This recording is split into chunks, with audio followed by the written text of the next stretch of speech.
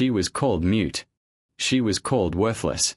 For 3 years, Elena washed floors and endured insults from a manager who had no idea that she held a master's degree in ancient Semitic languages. But when Sheikh Hamadan Alfred, the man controlling half the oil in the Middle East, entered the restaurant and fell silent because no one could understand his particular dialect, panic ensued. The manager was already about to call security. The owner was in tears. And then, a quiet girl in a dirty apron stepped forward and spoke. What happened next wasn't just a tip. It destroyed an entire empire. You need to hear this story. The air in Manhattan wasn't just water, it was an icy grey slush that seemed to penetrate to the city's very bones. But inside Le Ron, one of the most pretentious French establishments on the Upper East Side, the weather didn't exist. There, the air smelled of truffle oil, aged cognac, and fear. Elena tightened the apron strings, grimacing as the rough fabric dug into her waist. She was 24, with dark circles under her eyes that no drugstore concealer could hide. To the customers, she was like furniture to Gavin, the floor manager. She was a punching bag. Elena, are you daydreaming or working? Gavin's voice was a sharp, venomous hiss. He snapped his fingers an inch from her nose. Elena flinched, gripping the tray tighter. I was just checking the silverware for table number 9, Gavin. Water spots. I don't pay you to check spots, I pay you to be invisible, sneered Gavin. He was 40 but dressed like a 25-year-old, in suits too tight and cologne that reeked of desperation. Fix your hair, you look like you just came out of a shelter. Honestly, if we didn't have a staff shortage, you'd be on the street. Yes, Gavin. Sorry, Gavin, murmured Elena, staring at her shoes. She couldn't lose this job. Her mother's medical bills piled up on the kitchen table in their tiny Queen's apartment like snowdrifts. Every shift, every stolen lunch from leftover bread, every dollar tip allowed her to pay the bills for one more week. Elena was invisible, on purpose. No one there knew she spent her nights in a tiny room surrounded by stacks of books, dictionaries of linguistic history, pre-Islamic poetry. They didn't know she could read Aramaic or spoke 5 languages fluently. To them, she was just the girl who refilled water glasses and cleaned vomit in the women's bathroom. Listen up, everyone. Gavin clapped his hands, gathering the waitstaff. In the kitchen, the chef, a red-faced tyrant named Pierre, banged a knife to silence the chatter. Tonight is a special evening, announced Gavin, puffing out his chest. We have a VIP guest, a very, very important guest. Sheikh Hamadan Alfred will be here today, in 1 hour. A wave of whispers swept through the staff. Everyone knew the name. The Alfred family wasn't just rich, they were sovereign. Entire city skylines belonged to them, they influenced global markets with a whisper. He's bringing a delegation, continued Gavin, sweating a little. He requested a private mezzanine. I want perfection. Jessica, you're the face of this place. Elena, he looked at her with contempt, you stay in the back, clear tables, don't talk to the guests, don't look at the guests. If I see you within 3 meters of the sheikh, you're fired. Understood.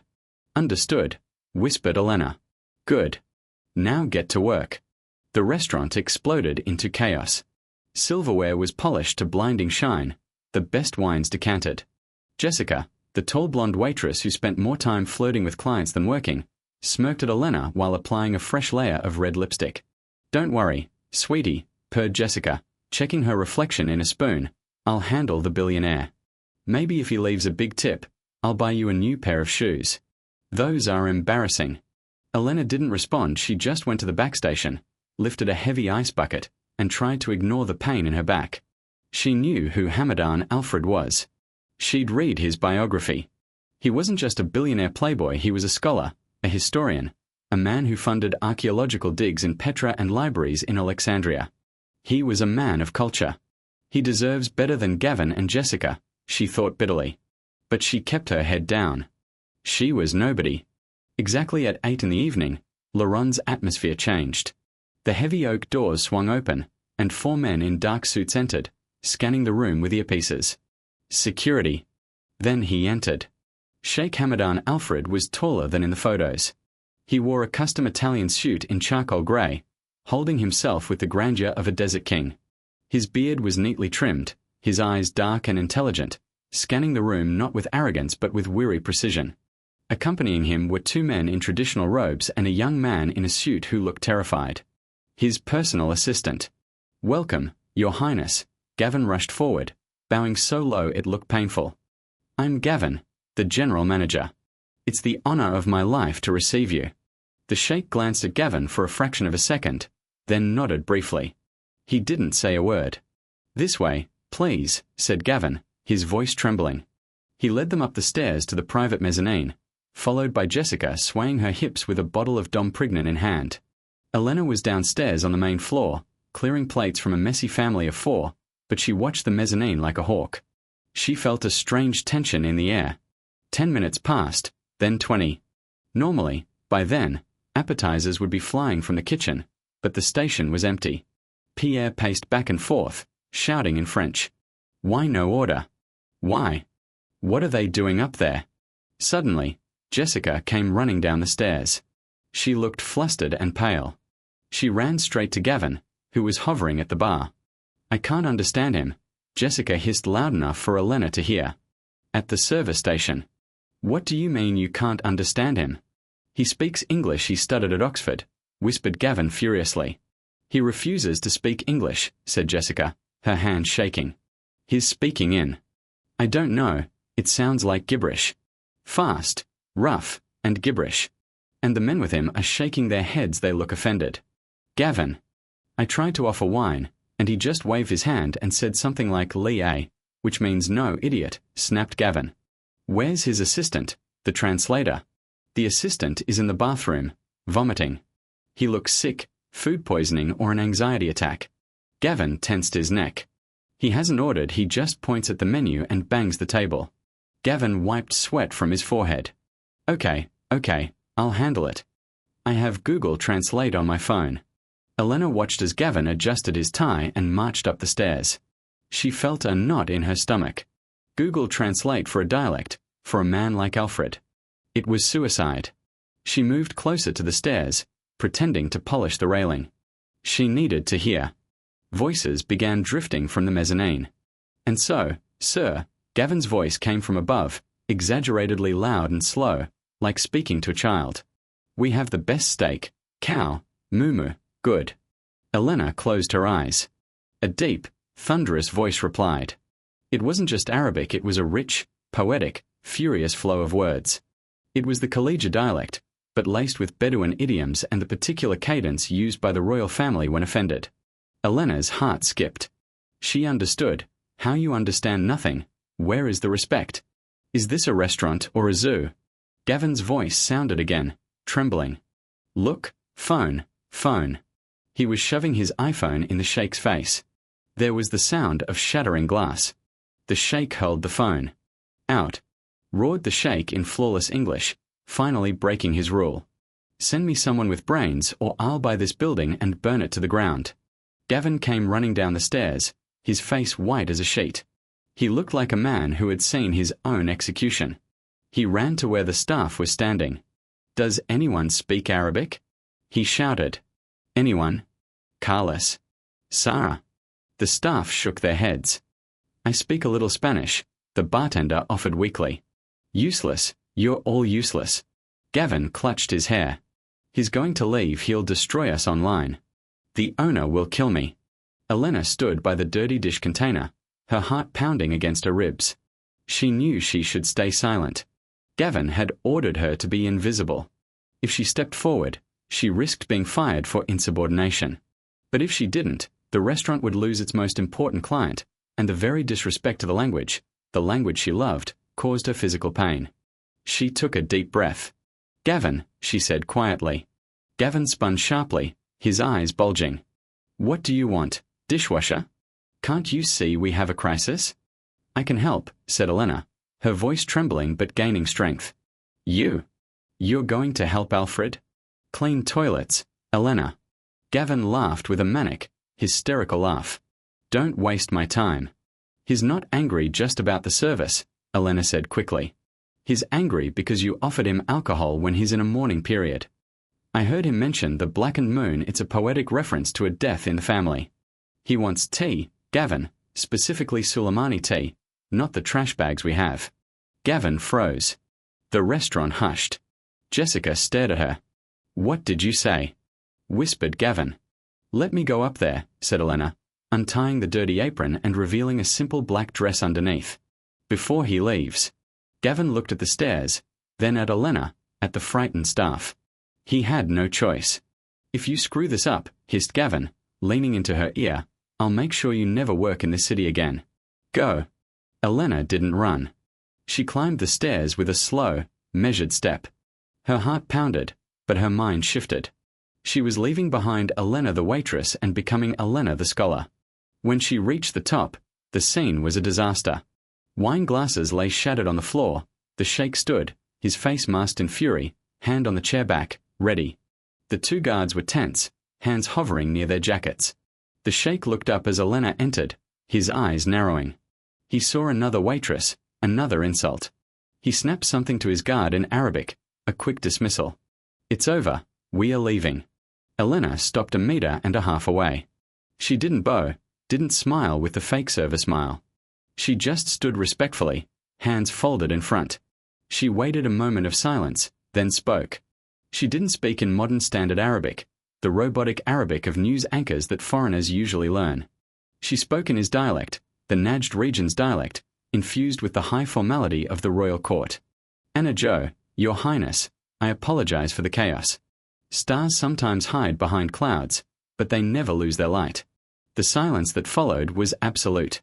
Sheikh Hamadan froze, his hands slowly dropping from a chair. He turned to her with his whole body, his dark eyes widening with genuine astonishment.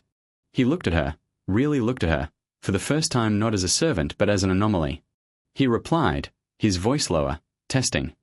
Ilaman Luca at UMI. Who are you and how do you speak my mother's language? Elena lowered her eyes slightly, a sign of respect. I am merely a waitress here, sir, but language is a bridge between hearts.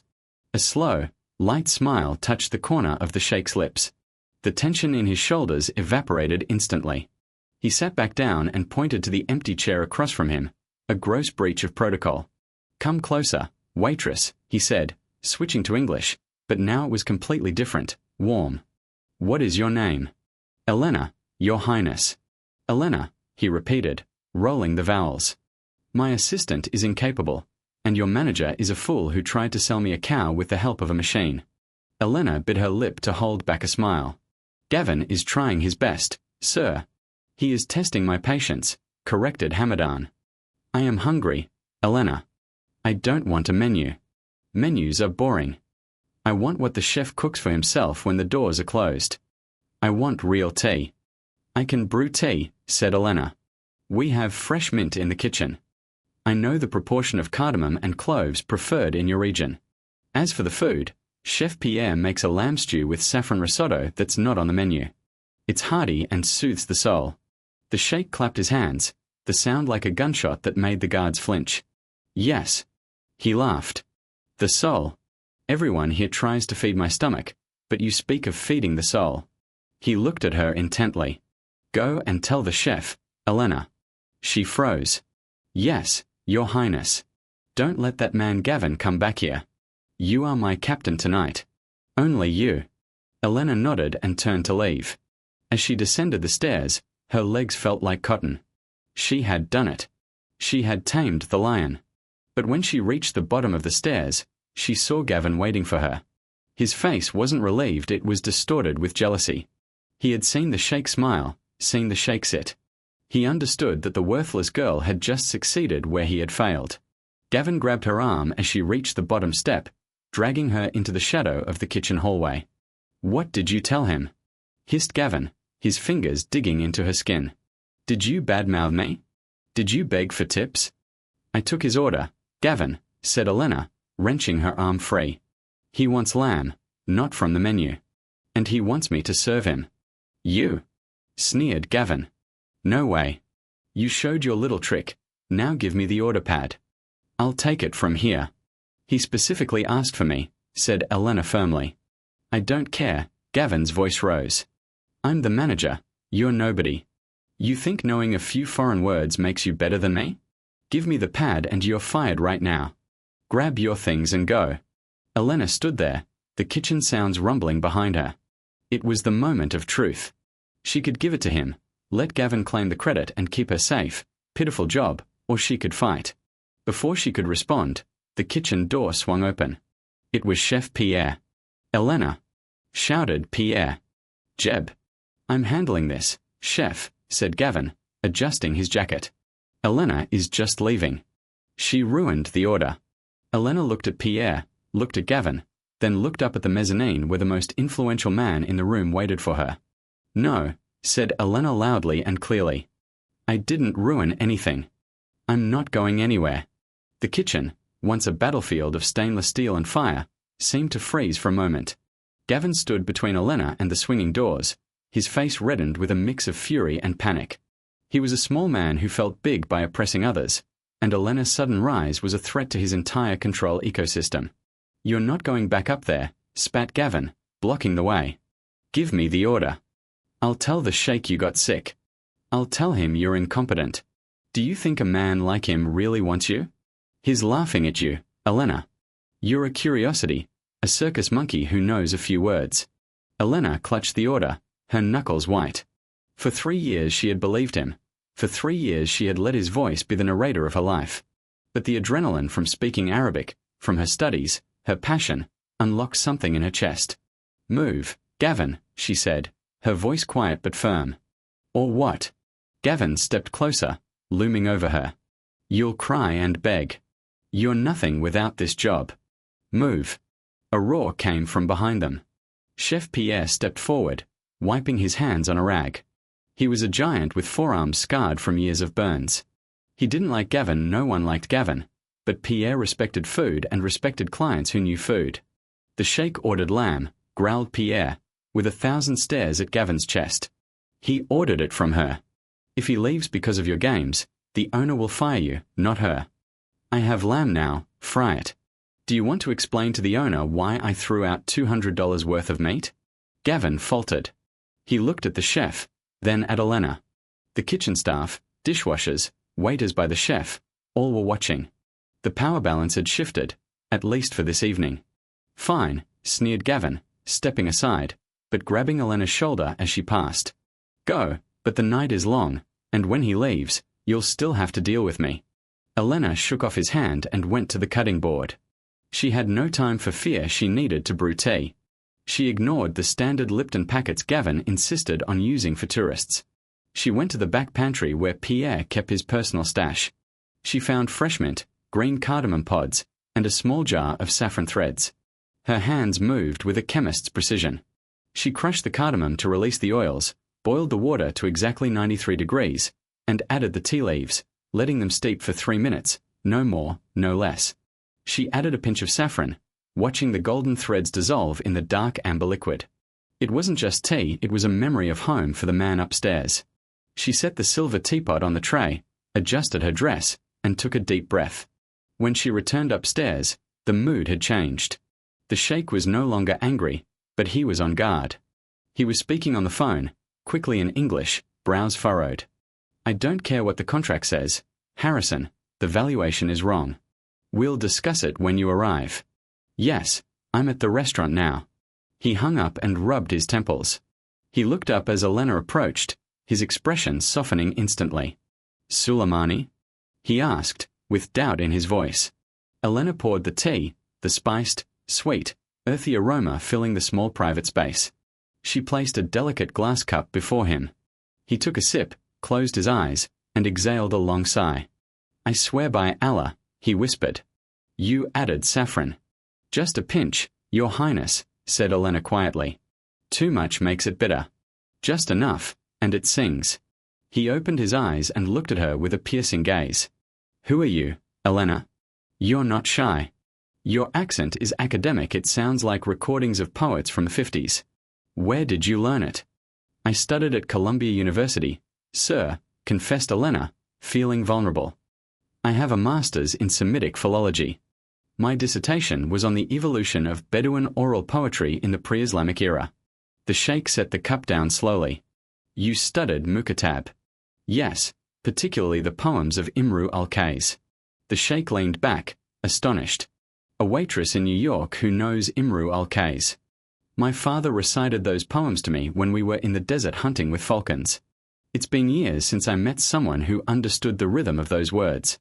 It's a tragedy that the language is dying in the West, said Elena, her passion taking over. People think it's only for business or politics. They forget the romance, the history. Sit, ordered the sheikh. Sir, I can't. The manager. I buy this table for the night, said Hamadan, waving his hand. I pay for your time. Sit, please, Elena.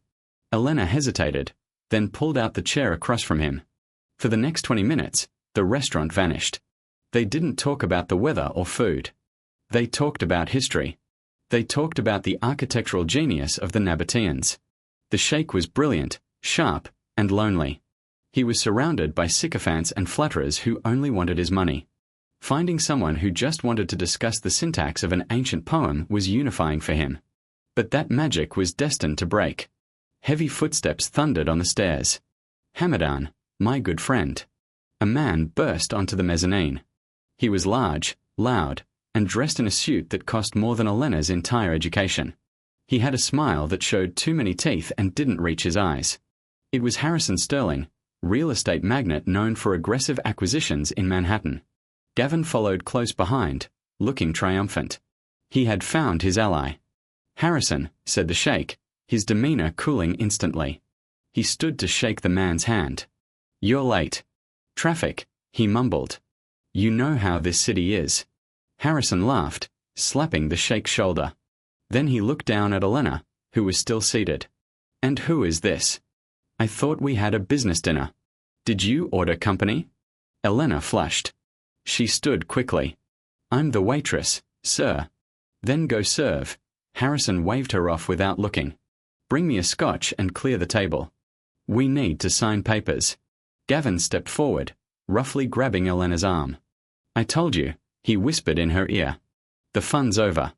Go downstairs or I'll call the police. The sheikh looked like he wanted to object, but Harrison was already spreading blueprints and contracts across the table. Hamadan, wait till you see the zoning permits. We got approval this morning.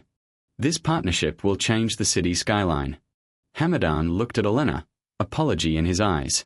He was a powerful man, but he was also a man. This deal was worth hundreds of millions. He nodded to dismiss her, and Elena stepped away, her heart sinking. She had touched the sun and was now falling back to earth. Downstairs was the peak of the evening rush, the noise deafening. Clinking plates, chef shouts, the hum of conversations. But Elena felt numb. She acted mechanically. Refilling water, carrying trays, dodging Gavin's smug glances. I saw him send you away, gloated Gavin as he passed her at the computer terminal. Back in your place, rat. Check if there's bread at table 7. But Elena's thoughts weren't at table 7, they were on the mezzanine. She had seen the papers Harrison Sterling laid out. She had seen the Sterling Venture Trust letterhead and had seen something else. When studying at Columbia, she worked as a translator at a law firm to pay tuition. She translated contracts for international mergers. She knew legal jargon and knew Harrison Sterling had a reputation. He was a shark who hunted foreign investors, hiding exclusive clauses in fine print, clauses that essentially stripped the investor of voting rights in their own companies. She looked at the balcony. The sheikh was nodding, pen in hand. Harrison was smiling, pouring more wine, talking fast. The sheikh's personal assistant was still nowhere in sight. The sheikh was navigating New York's Shark Tank alone, armed with Oxford English but possibly not fluent in the predatory dialect of Manhattan contracts. It's not my business, she told herself. I'm a waitress. I need this job. But then she remembered how Hamadan looked when speaking of his father. She remembered the respect he showed her. Stars sometimes hide behind clouds but never lose their light. Jessica, said Elena, grabbing the other waitress's arm. Take my tables. What? Why? Are you quitting? Asked Jessica, looking at her. Just take them. Keep the tips. Elena grabbed a water pitcher. She had no plan, but she had a gut feeling. She went back up the stairs. Gavin saw her. Hey, where are you going? He shouted. Elena ignored him. She reached the mezzanine just as Harrison slid a thick document to the sheikh. It's a standard template, Hamadan, said Harrison, his voice smooth as silk. Just formalities to transfer the land ownership to the museum. I need your signature on page 40 so I can file the papers at City Hall tomorrow morning. The sheikh held the pen. He looked tired. And this guarantees the artifacts remain 100% my fund's property, right? Of course, promised Harrison. I swear. Elena approached the table. More water, gentlemen? Harrison stared at her. We didn't ask for water. Go away. I insist, said Elena, pouring water into Harrison's glass. Her eyes scanned the upside-down document on the table. She read quickly. It was a skill she developed skimming textbooks in libraries. Her eyes caught on the words in paragraph 12, subsection B. Irrevocable transfer of asset liquidation rights to managing partner Sterling. She froze, the picture hovering in the air. Asset liquidation rights, she whispered. Harrison slammed the table. What's your problem, girl? Get out. The sheikh looked up, startled by the outburst. He looked at Elena. She wasn't looking. She was looking straight at Hamadan. Your Highness, she said, her voice trembling but clear. Don't sign that. The silence that followed was heavy, suffocating. Harrison jumped up, his face red. You little. Gavin. Gavin, call security. Why? Asked the sheikh, his voice deathly calm. He didn't look at Harrison. He looked at Elena. Why shouldn't I sign? He's lying to you, said Elena, pointing to the document. He said the artifacts would remain yours, but paragraph 12, subsection B, gives his company liquidation rights. That means if the project goes over budget, something he can easily manipulate, he gets the legal right to sell your artifacts to cover costs without your permission. Harrison's jaw dropped. This is ridiculous. She's a waitress. She doesn't understand what she's reading. I know what liquidation means, said Elena, standing her ground. I know what irrevocable means in New York real estate law. He's trying to steal your family's history, sir. He plans to sell the collection to honest buyers as soon as you sign. At that moment, Gavin came running up the stairs, out of breath. I'm so sorry, Mr. Sterling. She's crazy. She's fired. Come here, you. Gavin grabbed Elena's arm and yanked her back so hard she stumbled. Take your hands off her. The shout came not from a sheikh, but from a sheikh's guard, who stepped forward, blocking Gavin's path. Hamadan slowly took the document. He pulled reading glasses from his pocket and put them on. He flipped to page 40. He read paragraph 12. The air in the room turned icy. Hamadan looked up at Harrison Sterling. The warmth vanished from his eyes. In its place was the cold, hard gaze of a man who could sell Harrison's entire life 10 times over. Harrison, said Hamadan quietly. Is this true? Harrison was now sweating. Hamadan, listen, it's just legal protection for creditors. It's standard. I would never. You tried to deceive me, said Hamadan, standing. He took the contracts and tore them in half. The sound of ripping paper echoed through the restaurant's noise. Did you think that because I'm from the East, I wouldn't understand the West's cunning? Did you think I'm a whale you can harpoon and reel in? Please, let's discuss this, stammered Harrison. There's nothing to discuss. The deal is dead. I'll make sure every investor in Dubai and beyond knows Harrison Sterling is a thief. Hamadan tossed the torn papers onto Harrison's lap. Get out of my sight. Harrison Sterling looked at the sheikh, then at the torn contract. He turned a gaze filled with pure hatred toward Elena. You waitress scum. You just cost me $50 million. You have no idea what you've done. He stormed out of the restaurant, shoving Gavin on the way down the stairs. The mezzanine fell silent again. Gavin trembled. He looked at Elena, realizing the gravity. She hadn't just served tea, she had just saved a billionaire's fortune and destroyed an industry titan. Hamadan turned to Elena. He didn't smile. He looked at her with deep, appraising seriousness. You speak the desert's language, he said. And you read the language of snakes. I don't like bullies, Your Highness, exhaled Elena, her legs finally buckling. She leaned on the railing for support. Gavin, said the sheikh, not looking at the manager. Yes, Your Highness, squeaked Gavin. Bring the owner of this restaurant to me immediately. The owner is at home. It's late now. Wake him, ordered Hamadan. Tell him if he's not here in 20 minutes, I'll buy this building and evict everyone by dawn. Gavin ran. He literally ran. Elena looked at the sheikh. Sir, please, you don't need to do this. I'll just leave. I don't want trouble. Trouble. Hamadan laughed with a sincere laugh. Trouble has just passed. Now comes justice. He checked his watch. But first, we must finish our tea. It's getting cold. The next 20 minutes were the longest in Gavin's life. The restaurant kept running, but the energy was feverish, broken, and scared. The staff moved like ghosts, whispering in corners, glancing at the mezzanine where the billionaire and their waitress sat in silence. Elena sat across from Hamadan, her hands on her knees. She felt a strange calm. The adrenaline from the confrontation with Harrison Sterling had burned off, leaving a clarity she hadn't felt in years. She no longer worried about being fired. She realized, sitting there, that she had outgrown this place long ago. Hamadan poured her another cup of tea. You're thinking about rent, he observed quietly. Elena looked up, surprised. How do you know? Because when the adrenaline fades, anxiety returns. You're calculating, wondering if saving me was worth becoming homeless. It was the right thing, said Elena simply. Even if I end up on the street. Truth is the only thing we own that no one can take away. Hamadan nodded. A Bedouin proverb. You keep surprising me. At that moment, Laurent's entrance doors burst open so hard they hit the wall with a crash. Henri Beaumont, the owner, stormed in. He was a small, round man with thick mustache, dressed in a tuxedo over what were clearly pajama pants and slippers, looking like a man awakened by a call saying his life was on fire. Where is he? Henri gasped, clutching. Where is His Highness?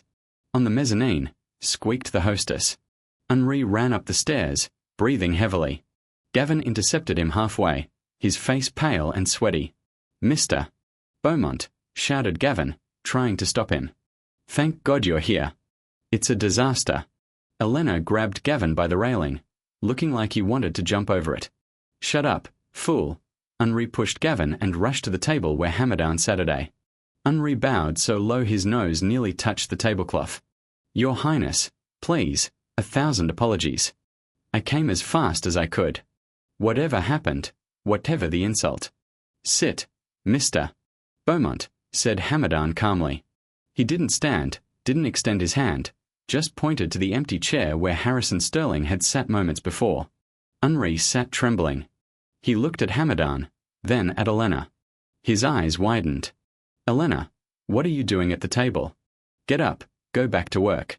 She will stay exactly where she is sitting, said Hamadan. The command was soft but not like a sledgehammer. Henri froze. Of course, yes, she stays. Hamadan leaned forward, interlacing his hands. Mr. Beaumont, I've been coming to New York for 10 years. I've dined at the best establishments. I've never been treated with such disrespect as tonight. Henri turned ashen. He glared at Gavin, who lurked by the railing. He mocked my language, continued Hamadan. He spoke to me like a child. He tried to use a machine to speak when he had an expert in my culture washing his toilets. Hamadan pointed to Elena. Do you know who this is, Mr. Beaumont? She's Elena. She's a waitress, slow, stammered Henri. She is a master in philology, corrected Hamadan. She speaks the royal court's dialect better than my own advisors. Tonight, she saved me from a fraudulent contract that would have cost my fund $50 million. She did it while your manager threatened her, insulted her, and tried to physically remove her. Henri's mouth opened and closed like a fish's. He looked at Elena with new eyes. He saw the intelligence in her face, the dignity in her posture, things he had never bothered to notice before because she wore an apron. 50 million, whispered Henri. She saved my fortune, said Hamadan. And in response, Gavin seemed like he would fire her. Hamadan stood, the movement sudden, and everyone flinched. I am a man of balance, Mr. Beaumont. I believe in fair retribution and equilibrium. Tonight, a great service was rendered and a great insult inflicted. Both must be addressed. Hamadan pulled a checkbook from his jacket pocket. He uncapped a gold pen and wrote quickly. He tore out the check and placed it face down on the table. This check is for $100,000, said Hamadan. It's a donation to your restaurant to cover the inconvenience. Henri's eyes lit up. Oh, Your Highness, you are too generous. Thank you, Thank you. However, Hamadan raised a finger. I have a condition. Anything, name it. You fire Gavin right now, in my presence. The room went silent. Gavin made a choke sound. Mr. Beaumont, of course, after 5 years. Henri didn't even look at Gavin. He was staring at the check. It was more money than the restaurant made in a month of profits. Gavin, said Henri coldly. You're fired. But, get out, shouted Henri, venting all his stress on the manager. Give me the keys, give me the pass. You almost cost me everything. Get out of my restaurant. Gavin looked around. The staff below was watching. Jessica was watching. The kitchen brigade had come out to watch. There was no sympathy in the eyes, only grim satisfaction at a tyrant's fall. Gavin threw his key card on the floor. He looked at Elena one last time. He wanted to say something to hurt her, but couldn't. She was untouchable now. He turned and left, a small, defeated man disappearing into the rain. Hamadan turned back. Good. Now the second matter. He turned to Elena. Elena, you are also fired, said Hamadan. Elena's heart stopped. She looked at him in confusion. Sir, you can no longer work here, said Hamadan, and a slight smile played on his lips. Because you are hired by me. Hired? Elena blinked. How? As a translator? No, Hamadan shook his head. I have translators. I need someone who can read the hearts of people like Harrison Sterling. I need someone who understands Western culture but respects the soul of the East. I need a director of international relations for the Al-Farida Fund. Elena was speechless. Your Highness, I have no experience in. I wait tables. You have a master's degree, Hamadan reminded her. And you have honesty. The rest can be learned. Starting salary of $200,000 a year, plus housing, plus travel. He extended his hand. Do you agree? Elena looked at his hand. She looked at her own, rough, cracked hands that had washed floors and carried heavy trays for years. She thought of her mother's medical bills. She thought of the stacks of books in her tiny room. She stood. She took his hand. It was warm and firm. Yes, she whispered. Good, said Hamadan businesslike. Then let's go. The driver is outside. We have an early flight to London tomorrow. We need to reorganize the entire museum project. But my clothes, my apartment. Elena panicked. Leave it, said Hamadan, heading to the stairs. We'll buy new clothes. We'll send movers for your books. The rest belongs to the life you just finished living. Elena untied the apron. She folded it neatly and placed it on the table. She looked at Henri, who was still staring at the money. She looked at the restaurant that had been her prison. She descended the stairs with her head held high, following the sheikh into the rainy New York night. But the rain no longer felt cold, it felt like a baptism. 6 months later, the sun over Dubai didn't just shine, it dominated from the 140th floor of the Burj Khalifa. The world below looked like a miniature of gold and glass, a testament to what human will can build from sand. Inside the private boardroom of the Al-Farida Fund, the air conditioning hummed with expensive, silent efficiency. The room was soundproof, bulletproof, and designed to inspire awe. Harrison Sterling sat at the head of a long mahogany table, though he looked far less comfortable than in his usual boardrooms. He checked his Rolex for the 3rd time in 5 minutes. His knee bounced nervously under the table. Since that cursed night in New York, his empire had been bleeding. Rumors of the torn contract spread through the financial sector like a virus. Investors were pulling out of projects, banks scrutinizing his credits. He needed this meeting with Sheikh Hamadan to stop the bleeding. He needed to apologize, beg if necessary, and get Al-Faida's signature on a new, clean deal. His late, Snap Harrison at his 2 young assistants, one named Perkins, who looked ready to faint. The sheikh operates on his own schedule, Mr. Sterling, whispered Perkins. I don't care about his schedule. I have a flight to Zurich at midnight. If he doesn't walk through that door in 2 minutes, we are leaving. It was a bluff, and everyone knew it. Harrison couldn't afford to leave. Suddenly, the heavy double doors at the far end of the room hissed open. Harrison stood, buttoning his jacket, pulling his best predatory smile. Your Highness, I'm so glad we could. The words froze in his throat. It wasn't Sheikh Hamadan who entered, it was a woman. She wore a custom cream suit that looked carved from marble. Her dark hair was styled in a sharp, elegant frame, framing a face of striking intelligence. She walked with a stride that was neither hurried nor hesitant, a stride that demanded silence. 2 assistants followed with thick folders. Harrison blinked. He recognized the eyes. It was the only thing that hadn't changed. "You," exhaled Harrison, his face distorted with disbelief. "The waitress from the restaurant." Elena Russ went to the head of the table, to the seat across from him, and set her leather briefcase down with an intentional thud. She sat, interlaced her fingers, and finally met his gaze. "Mr.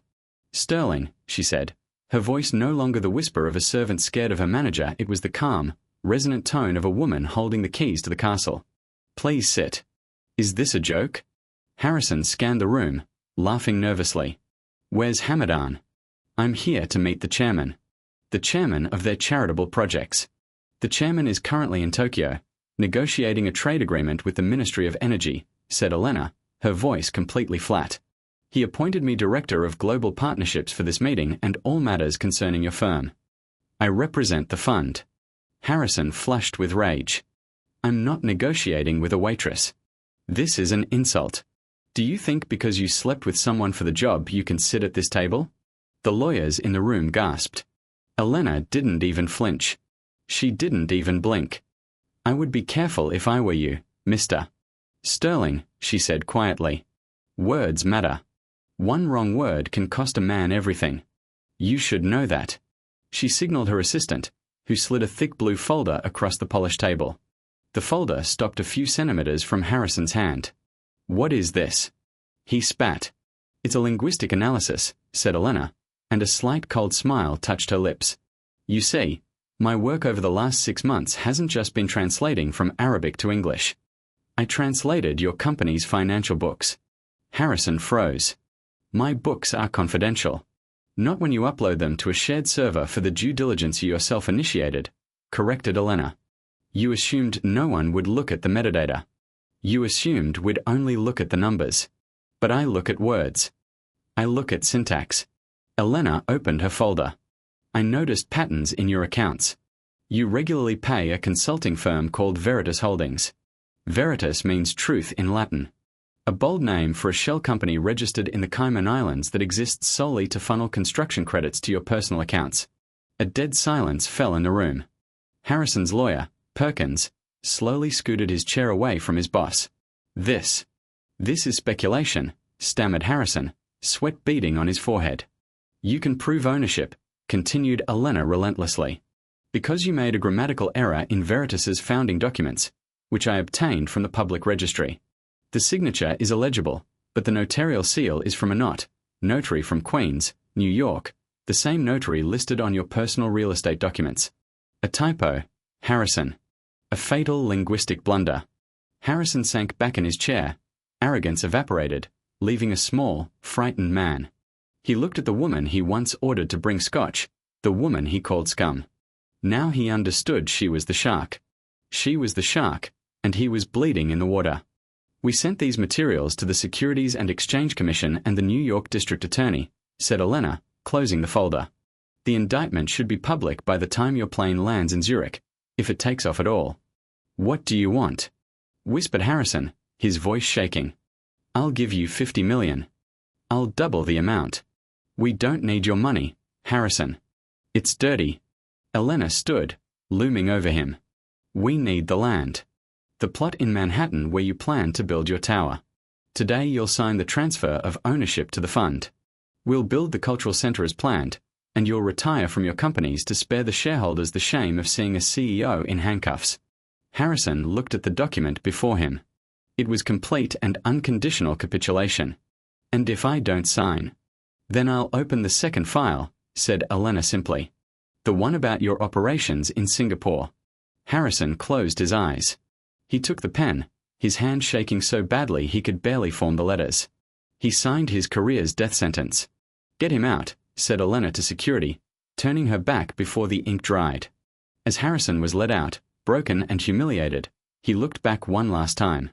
He saw Elena standing by the window, silhouetted against the blinding desert sun. She looked like a queen. When the door clicked shut, the room was left with only Elena.